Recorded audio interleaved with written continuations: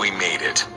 According to today's regulators and bureaucrats, those of us who were kids in the 50s, 60s, 70s, or even early 80s probably should not have survived. Our baby cribs were covered with bright-colored lead-based paint.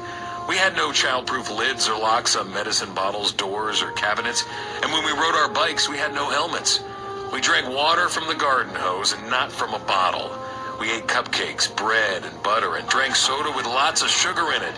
But we were rarely overweight because we were always outside playing. We would leave home in the morning and play all day, as long as we were back when the street lights came on. No one was able to reach us all day. Smartphones? We didn't have cell phones at all. No PlayStations, Xboxes, limitless channels on cable, laptops, or tablets. Facebook was an actual face and an actual book. We had friends. We went outside and found them. We played dodgeball, and sometimes the ball would hurt. We fell out of trees, got cut, and broke bones and teeth. And there were no lawsuits from these accidents. No one was to blame but us. Remember accidents?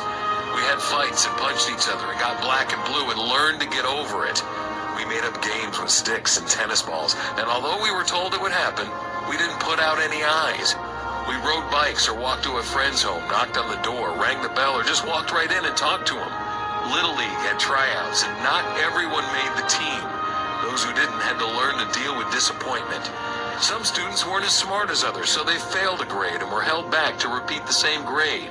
Tests were not adjusted for any reason. Our actions were our own. Consequences were expected. The idea of parents bailing us out if we got in trouble in school or broke a law was unheard of. They actually sided with the school or the law. Imagine that. Now, this generation has produced some of the best risk takers, problem solvers, and inventors ever. We had freedom, failure, success, and responsibility, and we learned how to deal with it.